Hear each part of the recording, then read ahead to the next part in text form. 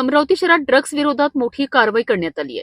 Nagpur gate police स्टेशनमध्ये दाखल NDPS गुन्ह्याच्या तपासादरम्यान गुन्हे शाखेने आरोपीच्या घरातून लाखो रुपयांची एमडी ड्रग्ज जप्त केली आहे. अमरावती शहरातील ड्रग्ज विरोधात पोलिसांनी मोठी कारवाई केली आहे.